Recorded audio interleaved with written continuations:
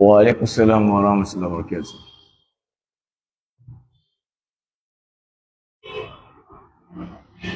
Kalau sampo na.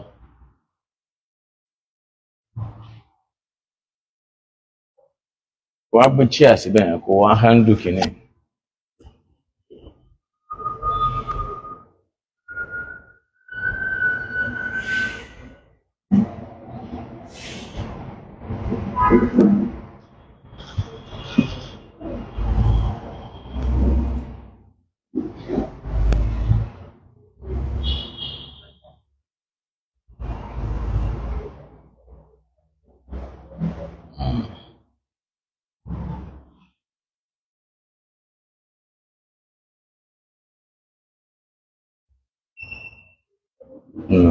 Okay.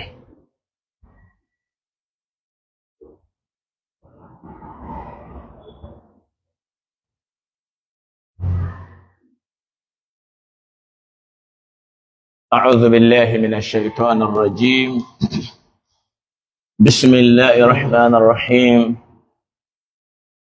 الحمد لله رب العالمين، والصلاة والسلام على رسولنا محمد صلى الله عليه وسلم وعلى آله وصحبه أجمعين وعلى كل من والاهم بإحسان إلى يوم الدين. أما بعد، السلام عليكم ورحمة الله تعالى وبركاته. أدوكو لدولهم أسترى إكاغ فواشواجوا أدم محمد صلى الله عليه وسلم، أسترى إكاغ فواشهاب الكرام والتابعين، أتبقوا أمارا للنبي، àwọn tí wọ́n já sí pé àwọn ẹni mímọ́ ni wọ́n, Ọlọ́run bá wa kẹ́ wọn. Bákan náà àwọn èèyàn ńláńlá tí wọ́n lọ nínú ayé lórí ẹ̀sìn Ọlọ́run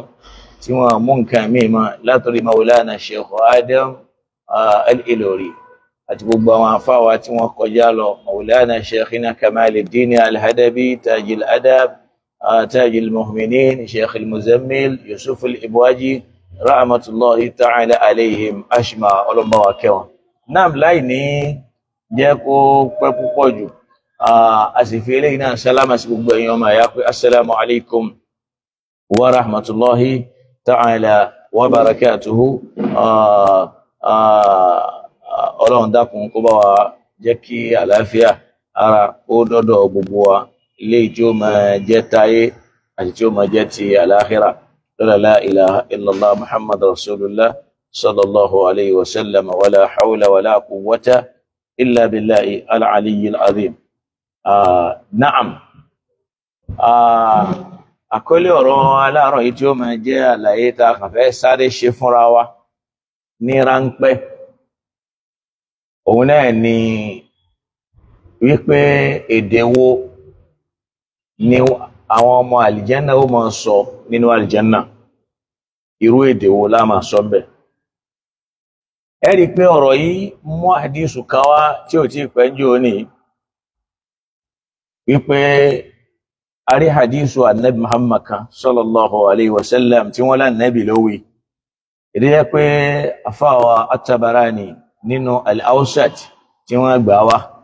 bẹ́ẹ̀ náà ni afáwa al-Hakim àwọn náà gbà wá, wal-Bayhaqi nínú Shu'ab al-Iman àtàwọn àmì bẹ́ẹ̀ bẹ́ẹ̀ lọ, tí wọ́n lá nabi sallallahu alaihi wasallam sọ wípé ahibbul araba li thalathin, pé ẹ lọ nífẹ̀ẹ́ Lárúbáwá nítorí nǹkan mẹ́ta. لأني عربي أو طريق الأربعة لمن النبي، والقرآن عربي، القرآن إدي الأربعة، وكلام أهل الجنة عربي، أتي أورطان مع الجنة وما صنوا الجنة ولدي الأربعة. أو كون يقولوا حديثي، أو كون يقول هذا الحديث حديث تانسوي الإمام ابن الجوزي رحمة الله عليه wọ́n jẹ́ kó yé wa pé àgbélẹ̀rọ nínú àwọn ọ̀rọ̀ táwọn èèyàn ọ̀rọ̀ tí wọ́n lọ máa Nabi Muhammad sallallahu alaihi wasallam. Bákan náà al-Imam az-Zahabi àwọn náà dìdì sọ wípé azunnu al-haditha mawdu'a, èyí tó dá èmi lójú ni pé àdísù ni àgbélẹ̀rọ ni, tó pé azunnu mo lérò, ó sì dá wọn lójú náà, tó pé zọ́nù náà wọ́n á máa lò fún al-yakinu láwọn àyè bòmí. Wa qala al-Albani fi silsilati ad-da'ifa, تابلوكا سلسلة الضعيفة تي الإمام الألباني رحمة الله عليه، تابلوكا ديس 160 أريم بيتا وانا جاكو يواكوي موضوع. أنا أقول لك تابلوكا القرآن لاكتو كديلي أقول ريورو كانينو القرآن توا توشالا يكتو باو يما والجنة إدي باي نمو مصو أو في سنة الصحيحة تابي كاري نينورو كان nínú ọ̀rọ̀ ànábì Muhammad sallallahu alaihi wasallam tí ó máa ń ṣàlàyé wípé tọ́ ẹnu táàrí náà ni ọ̀rọ̀ tó já sí pé ní kò lálàáfíà tí wọ́n lọ́mà nẹ́bì lára àtàwọn orípa míì tí ń jẹ́ tó já sí pé àlébù ńlá ni káwọn èèyàn máa rí irọ́ kó máa tàrí ẹ̀sìn wá jáde, kó sì jẹ́ nínú àwọn tí wọ́n kọjá lọ tá ń pè ní sálàfù sálih, àwọn èèyàn rẹ̀ tí wọ́n ṣáájú náà là ń bá rú àwọn nǹkan yẹn lákàtà wọn, tó sì já sí pé irọ́ fúnra rẹ̀ lọ́dọ̀ Ọlọ́run nǹkan tó ní agbára tí ya rẹ̀ burú ni. tọ́lọ́ máa ń sábà sọ pé waylun yawma idhin lil mukaththibin wa la'natullahi ala al-kadhibin. Kó wá já sí pé nínú àwọn míì tí wọ́n jẹ́ èèyàn rí náà làwọn tẹ́ pé ní wọ́n ti rọ àwọn ọ̀rọ̀ kalẹ̀ látara wípé wọ́n fẹ́ gbé ìlú wọn lárugẹ, wọ́n sì fẹ́ gbédè wọn lárugẹ. A wá rí pé ọ̀rọ̀ yìí al-Sheikh al-Islam Ibn Taymiyyah rahimahullah nígbà tí wọ́n fẹ́ sọ̀rọ̀ wọ́n ní wa kadhalika rawa Abu Ja'far Muhammad bin Abdullah al-Hafiz al-Qawfi al-ma'ruf bimatin وني حدثنا الله بن عمرو الحنفي حدثنا بيايا بن زيد الأشعري حدثنا بن جريج عن عطاء عن ابن عباس رضي الله تعالى عنهما قال ولو ناني النبي صلى أحب العرب لثلاث جيجبات مو حديث النوا وني الحافظ قال الحافظ السلفي ولا وناني هذا حديث أو أنا جاكو يوايك هذا hadithun hasanun lọ́dọ̀ tí wọ́n ládìísù hadith tó dáadì. Àfáà ní fama adìrí àrọ́dá asana isnadihi. Àfáà ní tí mi ò wá mọ̀ ní pé bóyá tó gbà lérò ní pé isnadu hadith ní ló dá o ala tariqatil muhaddithin lójú pọ̀nà táwọn àfáà aládìísì máa lò aw hasanu matnihi tàbí ọ̀rọ̀ yẹn gan bóyá mọ́tínú yẹn ní sọ pé ó dá alal istilahi al'ami gẹ́gẹ́ bí àgbékalẹ̀ táwọn àfáà ṣe láti máa fi ṣàlàyé ọ̀rọ̀ وأبو الفرج بن الجوزي ذكر هذا الحديث في الموضوعات torí pé àdísì fúnra rẹ̀ Ibn al-Jawzi a ní wọ́n sọ nínú tírà àwọn tí ó jẹ́ tírà tí wọ́n fi sọ ọ̀pọ̀mínà fi al-mawdu'at wọ́n sọ mẹ́ wọ́n tírà kan tí wọ́n pè ní al-mawdu'at qala ath-Tha'labi ní la asla lahu kò tí ẹ̀ sí pìlẹ̀ fún látọ̀dọ̀ annabi wa qala Ibn Hibban ní Yahya ibn Zayd yarwi al-maqlubati anil athbati ìyẹn ni pé a máa gba àwọn ọ̀rọ̀ yẹ pé maklubat àwọn ọ̀rọ̀ tí wọ́n ti yí padà yóò a máa gbà wá látọ̀dọ̀ àwọn tí wọ́n já sí pé ní àwọn tí wọ́n fẹsẹ̀ rinlẹ̀ ni wọ́n. So ìyẹn túmọ̀ sí pé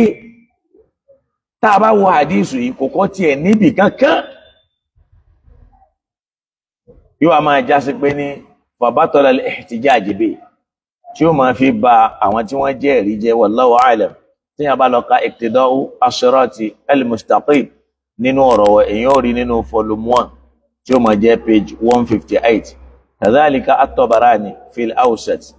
an Abi Hurairah radiyallahu ta'ala anhu qala òun náà lánàá Nabi sọ wípé ana arabiyyun wal Qur'anu arabiyyun wa lisanu ahli al-janna arabiyyun èmi tẹ́ ń rí yóò ọmọ Lárúbáwá ni mí o al-Qur'an èdè Lárúbáwá ni àwọn táwọn èèyàn ó sì fi sọ̀rọ̀ náà ni àwọn Lárúbáwá. Al-Albani fi sahiha fi silsilati ad-da'ifa tí a bá lọ ka rọ́kìm 161 wọ́n jẹ́ kó yíwa pé mawdu' ìntàfẹ́ ló ń bẹ̀ náà ni pé lam yurid dalilun sahih àti ẹ̀kọ́kọ́ rí ẹ̀rí kan tó lálàáfíà tó lè ṣàlàyé fún wa pé tọ́ irú èdè báyìí làwọn èèyàn ó máa sọ bóyá nínú àlìjánà tàbáwọn ọmọ àlìjánà ó sọ ni ó fi máa já sí pé yata'ayyanu sukutu an hadhihi al-mas'ala irú àwọn ọ̀rọ̀ báyìí èyí tó dáa jù náà ń bẹ náà ni káwọn èèyàn máa dákẹ́ wa adam al-khawdi fiha èèyàn gbọ́dọ̀ máa wọnú ẹ̀ nítorí pé Ọlọ́run ọba ò ṣàlàyé ànábì náà ò sì sọ ló bẹ́ẹ̀ pé ní su'ila Sheikhul Islam Ibn Taymiyyah nígbà tí wọ́n bi Ibn Taymiyyah léèrè bimadha yukhatibu an-nas yawm al-ba'th pé irú èdè wo àwọn wo làwọn èèyàn máa fi sọ̀rọ̀ nígbà tá a bá gbé wọn dìde wa hal yukhatibuhumullahu bilisanil arab ṣọ́lọ́wọ́ máa bá wọn sọ̀rọ̀ pẹ̀lú àwọn Lárúbáwá ni wa hal sahha anna lisana ahli an-nar ìjọ tí ẹ lálàáfíà pé àwọn tí wọ́n máa fi sọ̀rọ̀ nínú náà al-farisiyya ṣe pé èdè farisi ni wọ́n máa lò wa anna lisana ahli al-janna al-arabiyya tí ó sì máa já sí pé èdè àwọn ọmọ àlìjánà tí ó máa jẹ́ Lárúbáwá ni nítorí pé àwọn tí wọ́n jẹ́ ìran Lárúbáwá àwọn ó máa rọ ọ̀rọ̀ láti máa fi gbé èdè Lárúbáwá ga tí ó sì máa jẹ́rọ wọ́n wá máa kàndẹ́mù èdè àwọn tí wọ́n jẹ́ àwọn fàrísíyà nítorí pé àwọn fàrísíyà yẹn Ọlọ́run fún wọn ní ìmọ̀ tó jiná púpọ̀ àti níbi kíkọ àti níbi ìwúlò wọ́n wá máa ní tọ́lọ́run bá fẹ́ sọ̀rọ̀ tí ó jẹ́ ọ̀rọ̀ tí Ọlọ́run bá yọ́nú sí èdè Lárúbáwá ní ó lò tí ó bá sọ èyí tí ó fi bínú wọ́n ní yóò lo èdè fàrísí irú ẹ̀ náà wọ́n sọ pé tọ́ èdè Lárúbáwá yẹn ni wọ́n fi sọ náà àlìjánà èdè ọmọ náà pé èdè fàrísí ni àwọn eléyìí kan rọ bẹ́ẹ̀ wọ́n sì lọ máa ná Muhammad sallallahu alaihi wasallam nígbà tí wọ́n bi Ibn Taymiyyah léèrè nípa ọ̀rọ̀ yìí in tó fi fèsì ní pé alhamdulillahi rabbil alamin ó ní la yu'lam bi ayyi lughatin yatakallamu an-nas yawma idhin kò sí ẹ̀dá kan tó mọ̀ irú èdè tí wọ́n fi sọ̀rọ̀ ńjọ́ náà wala bi ayyi lughatin yasma'un kò sì sí èdè kan tá máa sọ pé yasma'una khitaba rabbi táwọn yóò máa fi sọ pé èdè yìí òun náà ni wọ́n máa gbọ́ tọ́rọ máa fi bá wọn sọ̀rọ̀ li'anna Allah ta'ala lam yukhbirna bi shay'in min dhalik torí pọ́lọ́n tó ní ọ̀rọ̀ gan kò wí nǹkan kan nípa ẹ̀ wala rasuluhu bẹ́ẹ̀ náà lòjíṣẹ́ rẹ̀ náà sì wí nǹkan kan walam yasih anna al-farisiyya lughatal jahmiyyin kò sì sí tó lálàáfíà tí ó máa sọ fún wa pé èdè Fárìsì ni o èdè àwọn ọmọ iná jahannama ni wala anna al-arabiyya lughata ahli al-janna kò sì sí ẹ̀rí kan náà tó fi múlẹ̀ fún wa pé alìjánà èdè Lárúbáwá náà lughata ahli an-na'im al-abadi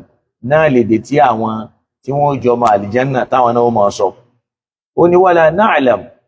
niza'an fi dhalika bayna sahaba a sì rí irú ọ̀rọ̀ ní kó jẹ́ ọlọ́dọ̀ láàrin àwọn sahaba al-kiram kí wọ́n wá máa ṣe fàǹfà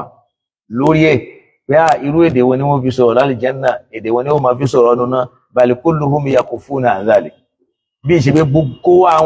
wọn kóra wọn níjànú wọn dákẹ́ lórí ẹ̀ wọn àwí nǹkan kan لأن الكلام في مثل هذا من فضول القول torí pé nírú ọ̀rọ̀ bẹ́ẹ̀ bí ìgbà tí èèyàn ń sọ àsọjù nínú ọ̀rọ̀ ni so ìyẹn túmọ̀ sí pé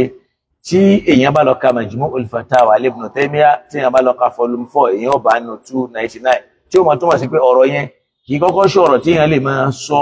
gẹ́gẹ́ bí ọ̀rọ̀ mímọ̀ dé pé wàá máa lò láti máa fi ṣe fáàrí sọkọlọ ń kó síjú àánú wa ní ọmọ tó mọ̀ pé gbogbo yìí tá a bá ti ń rí nínú ọ̀rọ̀ yálà aka níbì kan ni aka nǹkan nù tíra kò túmọ̀ sí pé nǹkan yẹn ó ti lálàáfíà so dẹ́pọ̀ ọ̀pọ̀lọpọ̀ wáyé àmàlà mo kà nínú tíra ni mo rí nínú àkọọ́lẹ̀ ni mo bá ń bì kan ni kì í ṣẹ̀rí pé mo ti kà á ó wà nínú tíra báyìí kò túmọ̀ sí pé nǹkan yẹn ọ̀rọ̀ tó lálàáfíà ni àṣìṣe táwa máa ń ṣe nìyẹn gbà ẹlòmíì tó wà máa ní kódà ní tí mo kà á nínú tíra tí mo ní tíra yẹn lọ nǹkan wà nínú tíra kò túmọ̀ sí pé téèyàn lè fi ṣẹ̀rí ni lódiwọ̀n tí ò bá ti sí ọ̀rọ̀ Ọlọ́run tó lè báàkì ọ̀rọ̀ yẹn tí ò sì sí ọ̀rọ̀ Ànábì Muhammad kan sallam tó lè báàkì ọ̀rọ̀ yẹn so kò sí nǹkan kan téèyàn fẹ́ máa ṣe fàáfà lórí ẹ̀ so kọ́lọ́n kó dàbí kó ṣíjú àánú àkóhùn àlọ́ lẹ́yìn pé ní gbogbo nǹkan táwa máa sọ a gbọ́dọ̀ máa ṣọ́ra lórí ẹ̀ ká sì máa wọ́n pẹ̀lú òṣùwọ̀n ọ̀rọ̀ tá a máa fi wọ̀ pé tọ́ ilé ṣé tá a bá sọ ṣáàrí ọ̀nà Ọlọ́run tàbí tá a bá sọ ṣáàrí kejì náà torí pé Ànábì sallam jẹ́ kó yé wáyé pé innal abda la yatakallam bil kalimati min ridwanillahi la yulqi laha balan yarfa'u Allahu biha darajatin ẹ̀dẹ́ ènìyàn yóò sọ ọ̀rọ̀ mi gbà mí ọ̀rọ̀ tó sọ ní la yulqi laha balan òun gan ní kàákùn ọ̀rọ̀ tó sì sọ ní yarfa'u Allahu biha darajatin Ọlọ́run ó sì lu ọ̀rọ̀ yẹn yóò fi ṣàgbéga fẹ́ nìyẹn nínú ọgbà àlìjẹ́nà èmi ìsinmi pé ní la yatakallam min sakhatillah yóò sọ Ọlọ́run máa bínú nítorí ọ̀rọ̀ yẹn la yulqi laha balan òun ó sì ní kàákùn tó jẹ́ pé ní ọ̀rọ̀ yẹn sì ní yáwí bí a fi jahannam ọ̀rọ̀ yẹn gan ni ó gbé wọnú náà jahannama so kọ́lọ̀ kó dákun kó ṣíjú àánú wà kó ràn wá lọ gbogbo táwọn bá fẹ́ sọ kì í ṣe pé dandan káwọ pé tọ nígbà tá a ti kà á nínú tírà yẹn túláàsì ní káwa náà wá dúró lórí ẹ̀ pé tọ a ti kà á bó sì ṣe gbọ́dọ̀ rí nù so àfi kéèyàn tún ṣèwádìí pé ẹ̀rí wo láàrí lọ́dọ̀ Ọlọ́run ẹ̀rí wo láàrí lọ́dọ̀ Ànábì Muhammad sallam tí ó fẹsẹ̀ ọ̀rọ̀ yẹn rinlẹ̀ kọ́lọ̀ kó ṣàánú fún wa torí pé ọ̀rọ̀ nǹkan tó lágbára ni nínú téèyàn máa ń sọ tó lè múyàn rí ìyọ́nú Ọlọ́run tó lè múyàn rí ká má yẹ̀jẹ̀ wá sọ ní tá à ń pè nírọ́ so kọ́lọ̀ kó ṣàlékún dáadáa fún wa kó sì ràn wá lọ kó má dá wa dára wa kó sì gbọ́dọ̀ wáyé so bí akil hayyil qayyum wala hawla wala quwwata illa billah wassalamu alaikum wa rahmatullahi ta'ala wa barakatuh.